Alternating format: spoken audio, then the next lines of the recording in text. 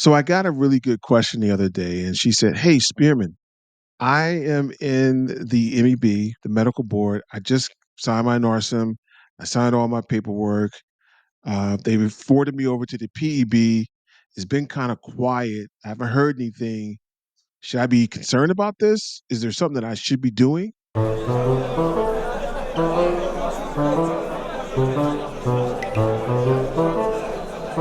Yes, there are things that you can be doing to help prepare. Well, prepare for what?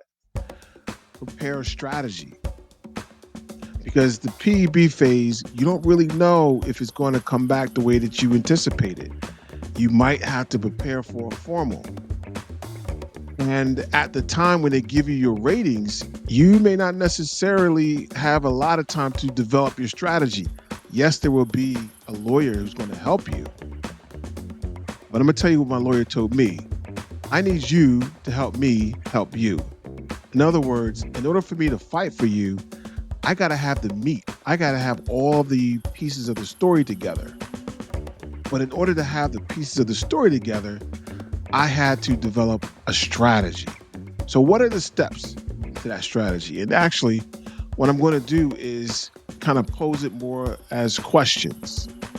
So the first question is, do you know what the military is going to use to evaluate you to see if you are to be determined fit or unfit? What regulation is that?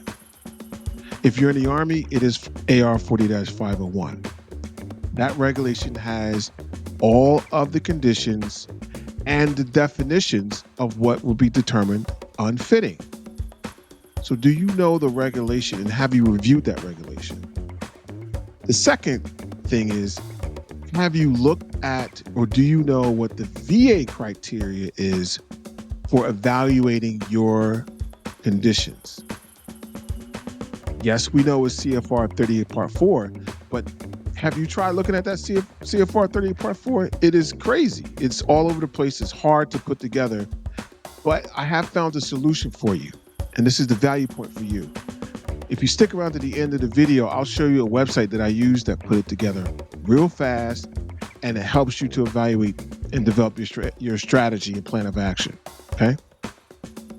So the first question again is, do you know those regulations that the military is going to evaluate you on? Second question is, do you know the VA criteria and the percentage? And if you've done that homework, the third question is, what percentage do you think your condition should be? Based upon what you read, based upon what you researched. Is it 10%? Is it 20%? Is it 90%? Is it 70%? What percentage do you think it should be? And then that fourth question is, based upon that percentage, are you going to separate or are you going to retire? So for example, if the percentage is 10%, are you going to separate? Yes. Anything below 30, you're going to separate. If it is 90%, are you going to retire? Yes.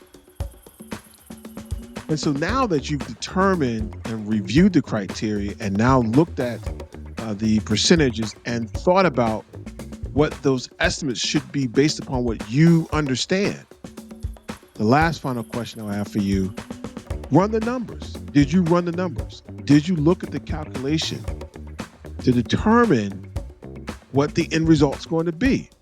I guarantee you, if you go through this step by step by step by step by step, you'll be able to have a pretty much good estimate before you even sit down and talk to the PEBLO, before you even get your informal board proceedings. That's the kind of strategy. That's the kind of plan of action. That's the kind of course of action. That's the kind of work that you need to do or should consider doing when you are in the PEB phase. So in order to really put this whole thing together, I'm going to share with you a template that I put together for me